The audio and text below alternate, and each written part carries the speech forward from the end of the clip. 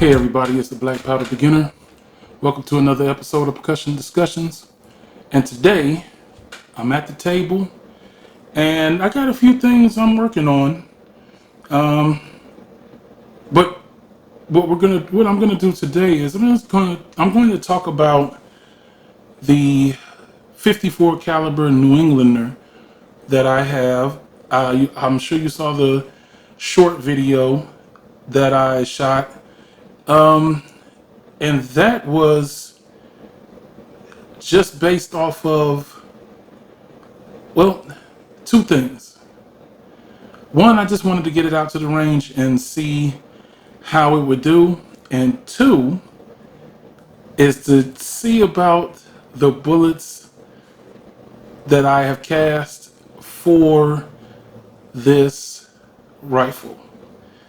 And it's basically a rabbit hole, but long story short, short story long, there's two different types of bullets that I have cast for the 54 caliber. And one is a lead bullet. Okay, that is what I've been using in my 50 calibers, so why not continue the trend? But there's also another bullet that I cast, and that is from a mold that my mentor, Mr. Keith, gave to me. It is a ideal mold, which ideal is now Lyman.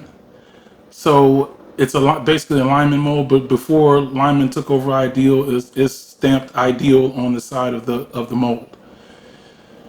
Okay, there are some differences. There are quite a few differences to these two projectiles. And I wanted to show you before I went out to the range and shot the lead bullets, because I have never shot lead bullets, the 54 calibers, at all. So that'll be the first time when I go out to the range. And so I want to see the difference.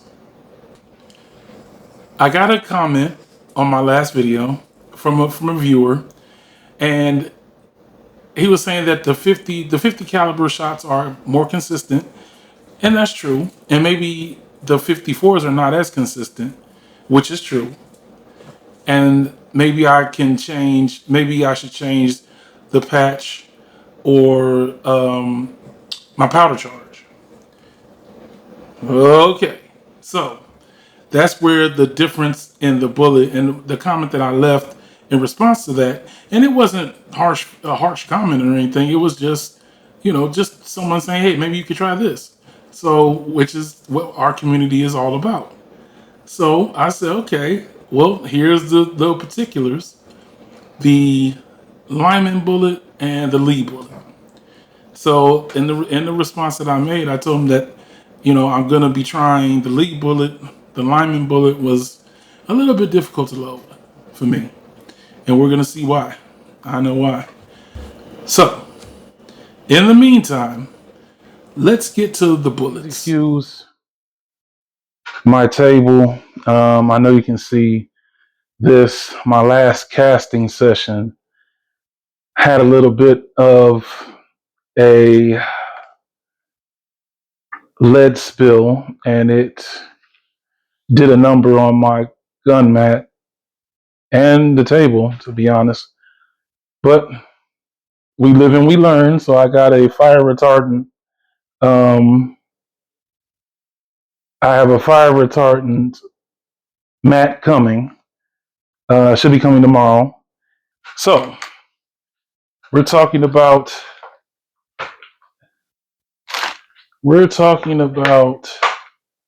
the bullets. So this, and I hope you can see this, I have the Lyman bullet in the mold, from the mold that Mr. Keith gifted to me. And this is 54 caliber Lee bullet. And if you can see that, which I hope you can see that it is quite a bit of a difference. Quite a bit of a difference in the size of these bullets, just in the length alone. The length alone is quite a bit of a difference. So I don't really understand what the purpose, because I didn't get any paperwork or anything with this mold, and I should ask Mr. Keys, and I haven't yet, but I will. I should ask him, but he'll see this video before I ask, I'm sure. But I should ask what was the purpose or the thought process behind this bullet, because when I casted it, I'm like, this doesn't seem right. It seems like a bear killing bullet compared to the Lee bullet. Compared to the Lee bullet. I mean, just the difference in size is tremendous, just in length, pause. And so it is quite a bit of difference in loading the two. Well, I haven't tried this yet, but there's quite a difference in loading this. This is a beast to get into the bore. And I'm going to tell you why. I got a little cheap caliper off Amazon, so let's pull it out. And just to let you know, it doesn't go into the thousands. So what I end up having to do, I'm going to buy another one. As a matter of fact, I already did this on the way. But what I have to do is do it in millimeters, and then convert the millimeters to inches. But if you measure just the base of the lineman bullet, or just light pressure, let me get it into the jaws a little bit more, and that's just the base. And I hope I'm doing this right, because I've been doing it this way since I got these calipers a few weeks ago. And so if I've been doing it like this and I'm wrong, then I've been doing it wrong the entire time. But 13.6 millimeters. Remember that number, 13.6 millimeters. Now, we measure the base of the Lee bullet, and it's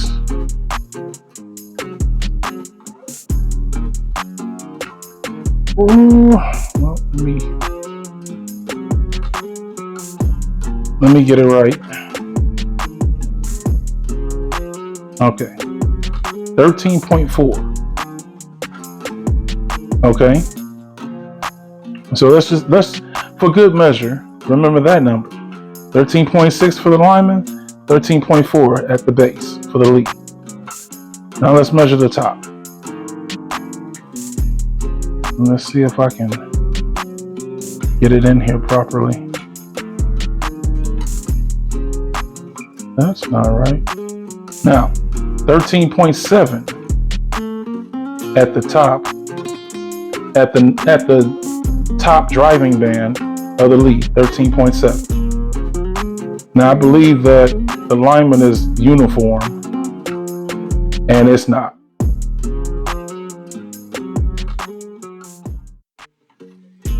It's not uniform. 13.8. So we did the numbers.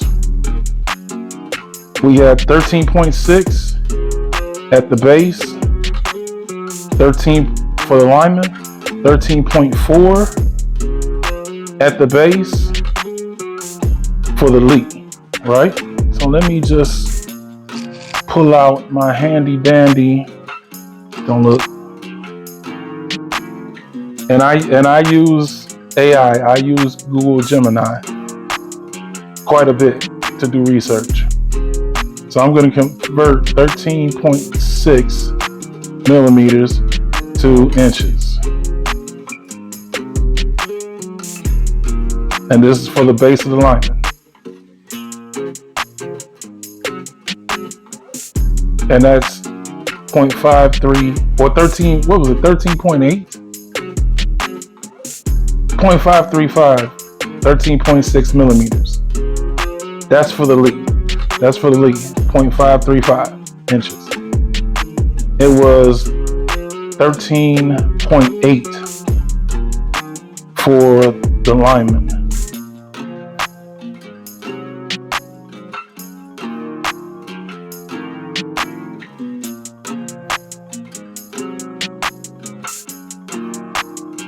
.543. So it's a slightly oversized base on the lineman. The lead is slightly undersized. Okay, so of course. So what do we say here for the top? So the bottom driving band is smaller than the next one to the next one to the next one. So the top driving band is the largest diameter. I did learn that. So the top of the lead bullet is the same size as the base of the lineman. We can assume that this is uniform all the way across. Let's just say this is uniform all the way across. It's oversized. So from the beginning, you drive in and you're putting it down, and it's oversized from the beginning. So it really seems like this is not meant for the paper cartridges that I made. Now I made a few paper cartridges with the lead bullet. You can see the lead bullet in there, and I've lubed them. And let's just take a look at what a paper cartridge comes out to be. So with the paper on it, and the glue and the lube, 14.0 millimeters. That's what the paper cartridge, the lube, and the whole nine. So let's just see.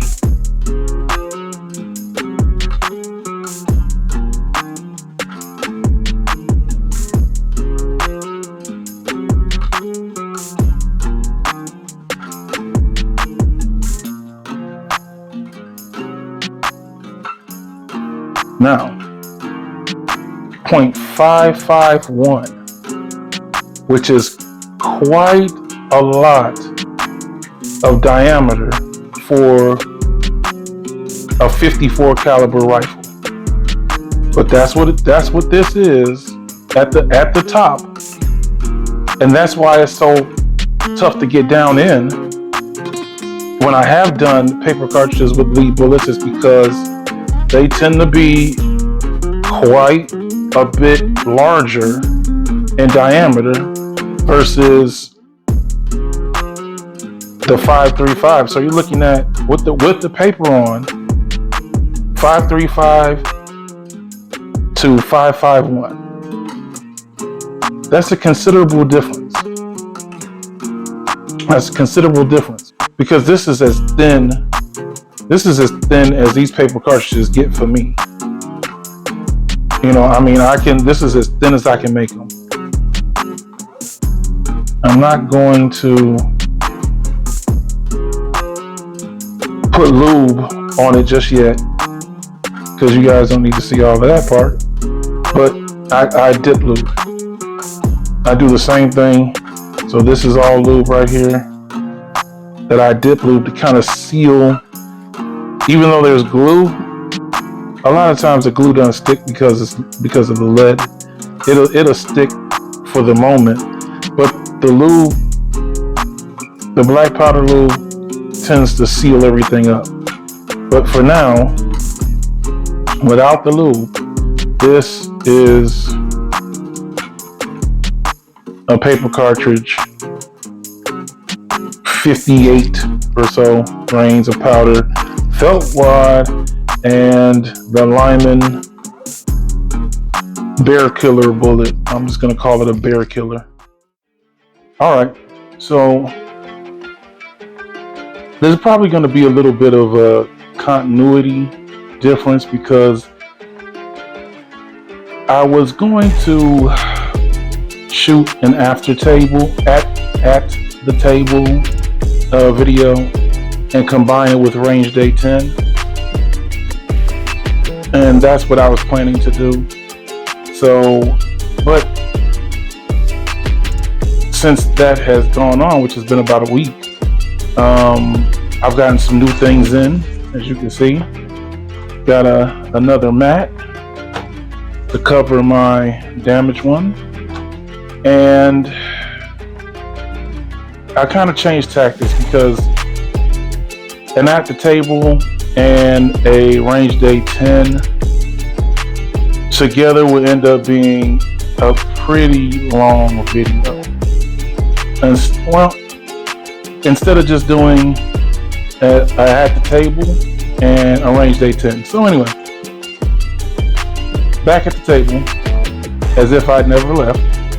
And so what I was doing the last time was I was measuring the diameters of the 54 caliber ideal bullet and the 54 caliber Lee bullet. And so I was struggling with it a little bit. And I think, well, because you're going to see range day 10 after this, I did get, like I said, I was going to get a new caliper, and I actually did. And there we are. Stainless steel construction is pretty nice. It's pretty nice. I like it. I haven't really used it. I just tested to see if it would work, and it does. So oh, and something that's awesome is it goes into the thousandths place, so I don't have to pull out old Gemini and convert stuff. So now we can just zero this out, and we can wait.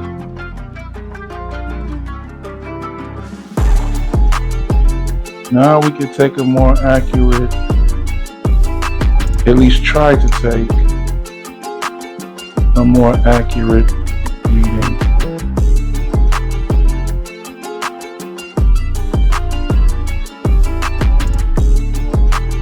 So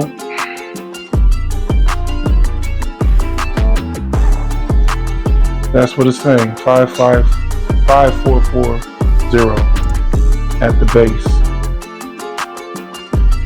for the lineman bullet. 5440.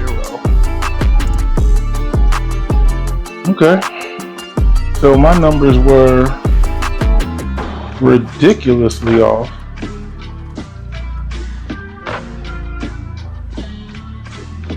And this is 5475. 5470.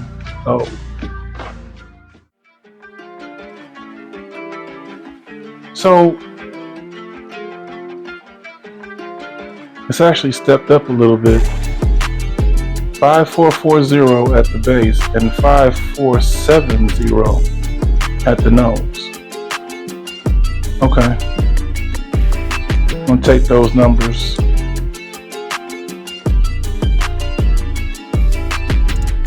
Now let's do the lead bullet.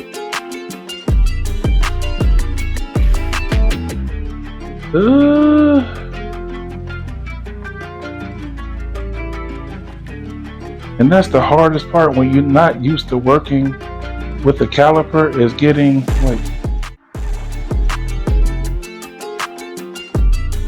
clean those teeth, those jaws off.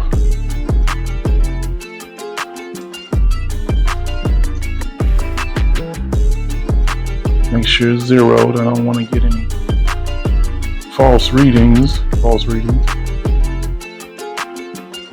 My readings are all false because I'm not very good at this, but It's only because I've never really done it.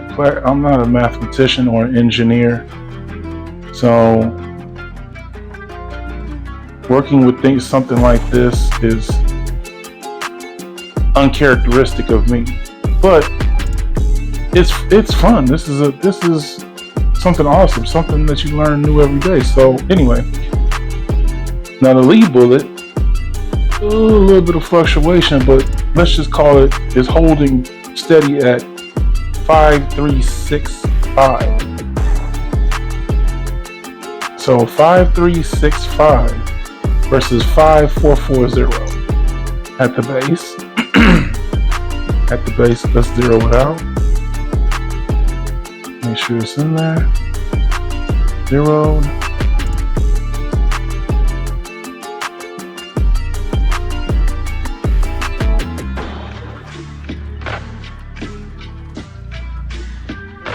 And you can see these leaves are cast kind of rough. They're cast horribly. Cast. But anyway.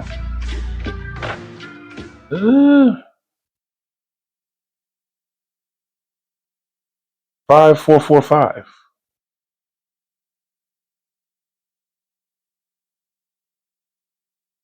Oh, wait, it's kind of stepping down. That's because it's slipping.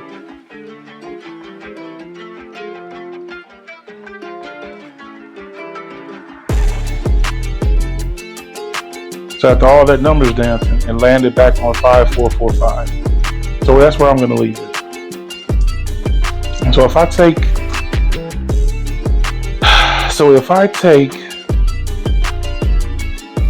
those numbers,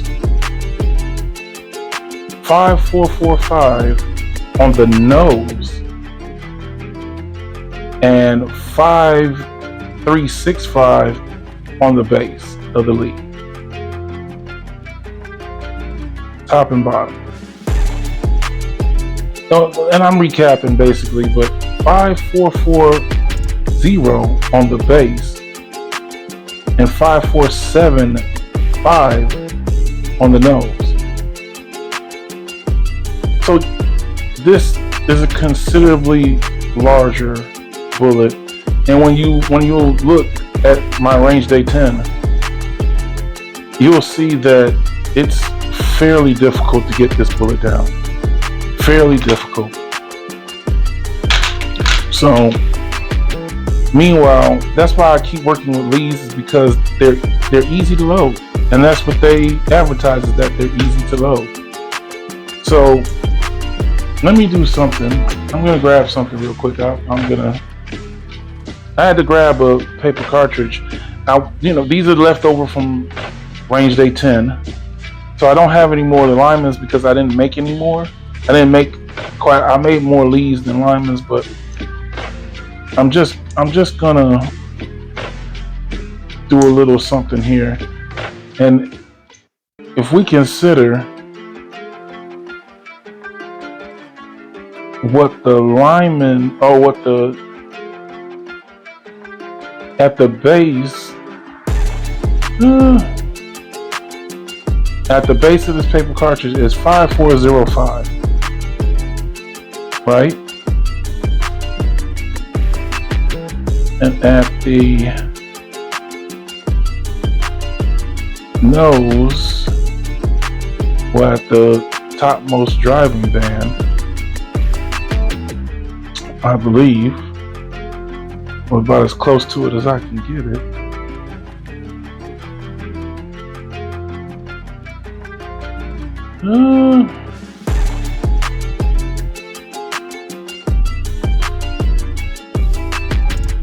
5490. So 5490, which is basically so my numbers are off from one video to the next, but the idea is this. The idea is that the paper cartridge adds quite a bit of thickness to the bullet. And then I put that in there a little bit rough, but sorry. So I say that to say this. Those numbers, and like I said, I'm not an engineer, so using calipers and things like that is all new to me. I'm showing you these things because I'm showing you what a novice, a complete rookie can do with a little bit of focus and a little bit of dedication. So, with that being said, we know, well, we just saw that this bullet, when converted into this paper cartridge, gets thicker. And quite a bit thicker. So you have to take that into account. Now I've got something else that I'm working on, and I think I'm going to leave that for another video, but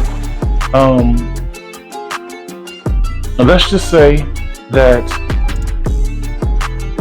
there is quite a bit of things that you can do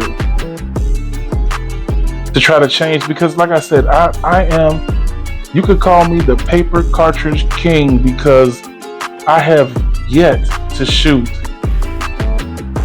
powder patch ball. I have never shot powder patch ball. I convert everything that I shoot into paper cartridges. Not even when I shoot my revolvers do I shoot powder patch ball, because it just seems so much more messy to me. Just messier to me than just paper cartridge and or ram it home, fire it off. Okay, with that being said, it takes a little bit more preparation. You can't just, I'm gonna make a paper cartridge, let me get some notebook paper and wrap it. I mean, you can, but there's gonna be more hitches when you do that versus what I'm doing. And you've seen over the course of if you watch my channel for any length of time, you've seen that there's been progression. I think there's been, and I'm proud of myself for that, because I've worked at it so hard, and even it hasn't even been a year. It hasn't been a year, but I have done my best to learn and kind of absorb. That being said, you see this right here that I just got? Oh yeah. This, which is something that I've wanted for quite some time, and I thought that I talked to Mr. Keith, and this stuff you really don't need if you really want to be like old school. And because he was telling me that you can just take your thumbnail and scratch in and see how hard some lead is. You take your thumbnail, scratch that, and boom, scratch test. Okay, I like that. That's like very rustic, where you just like, oh God, is this hard? Oh yeah, it's hard. But I like it even better when I can kind of like see a number. I'm a very visual person. So with that being said, I like to see a number, and considering the fact that I have only seen 2 videos on this Seiko lead hardness test. I don't know if I'm saying that right. Seiko, SAECO, lead hardness tester. And so you see videos on the lead hardness tester, and some other ones, but one, I don't have a press, so it's kind of difficult to use the Lee version, because that kind of requires a press. And 2, those other ones are quite a bit more expensive. You know, I got this off of eBay. It's used, but I got it for a good price, and it seems to work. So these I casted out of 1 pound ingots of pure lead. And as a matter of fact, if you look back at my other videos, the lead that I'm melting in those casting videos is this lead that I'm using, that I have right here. It's the exact same lead. I have not changed the lead. Now, I will say that I have bought lead from different vendors, 2 other different vendors. One said that it's will weight flux lead, and I'm going to get into a whole, well, I should save all of this for, well, I'll give you a preview. Here's a preview. I have 3 different types of lead.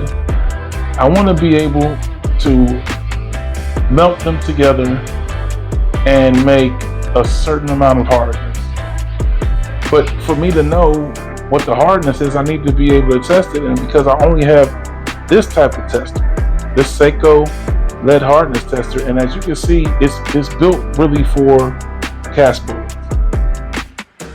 You know, so let me just show you how this works, and then you'll see a video in the future about the different types of lead that I have and what I've been trying to do with it. But in the meantime, let me just, so this is a 54 caliber bullet, and the base is really for 45 caliber bullets, because you're supposed to be able to sit it inside this little cone, but it doesn't. Once you get into 50 caliber stuff, it doesn't really fit very well. So what I've figured out is there's a needle inside of here. I don't know if you can see that or not, but there's a needle on the inside. This is all cast aluminum, tough stuff. So what I do is I just kind of, and maybe it messes with the, which I don't think so, but I kind of put the nose, the crown of the bullet into the needle, and then I roll it up because I want to make it straight. So I hope you can see this, but, and it's not straight. Dang it. And this is what it is for me. Not perfect every single time, but what I'm trying to do is get that needle on the flat part of the bullet, because the needle is for the flat part. So you see there's a crown to this bullet, which makes it perfect. I don't have to file anything down per se, but I just need to be able to get the needle onto the crown of the bullet, and I think I've got it. I think that's close enough. So yeah, it's pretty close. So what it does is you take and you wind this up. I want to make sure it stays fairly straight. Yeah, fairly straight. And you'll see the line start moving. So what you're trying to do is you're trying to get, and I don't know why it is like this, but I guess I'm not supposed to know why. But like this and veneer sights, the numbers don't correspond. I've always thought of numbers as, you know, you start at 0 and you work your way up. And so when you're looking at something that has numbers and in a scale type manner, you would think that you would start at 0 and work your way up. No. Not in the world of this. So the point is for me to get this line, this line right here inside the scale itself, to match up with this line on the frame of the hardness tester. And then once I match them up, you'll see what happens.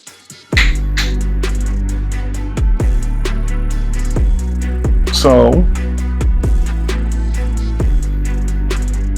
as I roll it up, the line starts to move, and it's not a perfect science, but you're just trying to get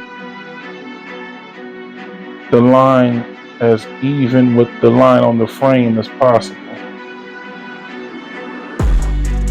And I tried this a couple times last night just to see before I did this video.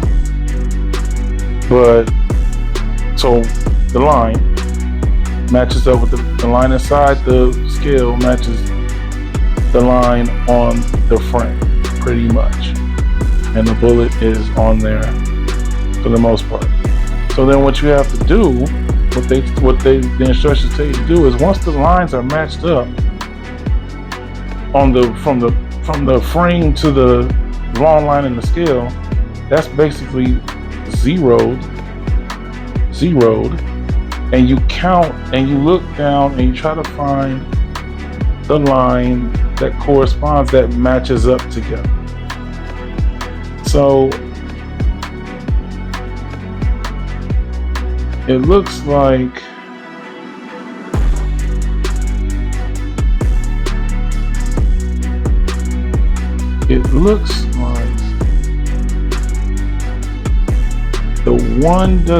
the one kind of matches up. Let's just go from what doesn't match up. So the 4 line doesn't match up. The 3 line doesn't match up. The 2 line kind of matches up. The 1 line kind of matches up. But it looks like to me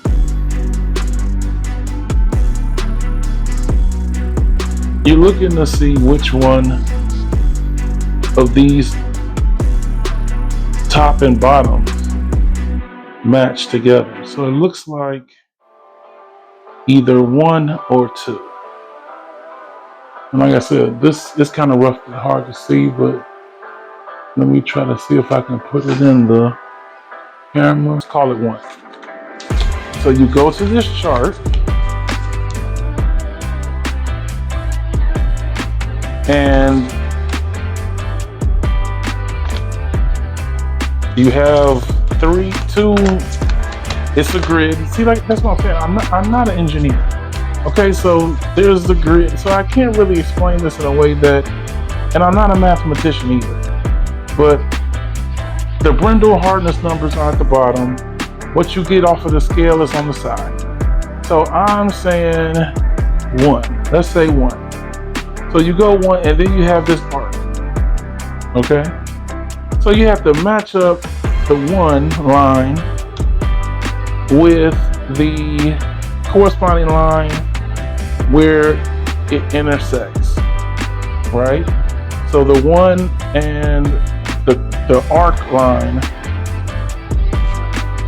touch right here in between 4 and the second line is 6, because these go by 2. They actually, well, yeah, they go by 2. There's a main line 0, then there's a small line 2, 4, 6, 8, and so on and so forth. These go by 1s, so, well, halves. So 0, half, 1, half, 2, half, 3, and so forth. So if the scale is reading 1, and let's just go back and double check that. Yeah, I'm going to call it 1.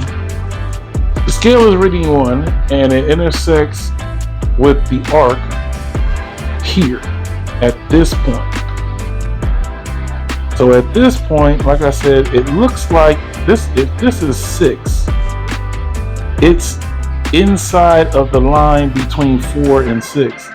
So inside the line between 4 and 6 is 5.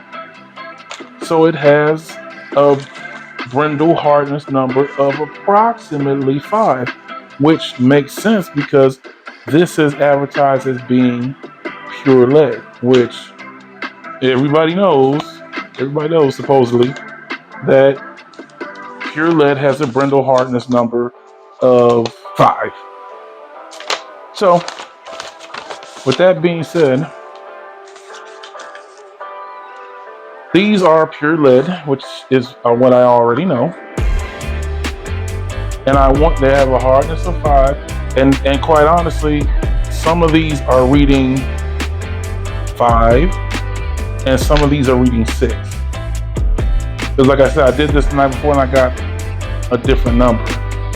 But it was not a drastically bigger number. So with that being said, you've seen how I horribly use a caliper and how I horribly use a Seiko lead hardness tester.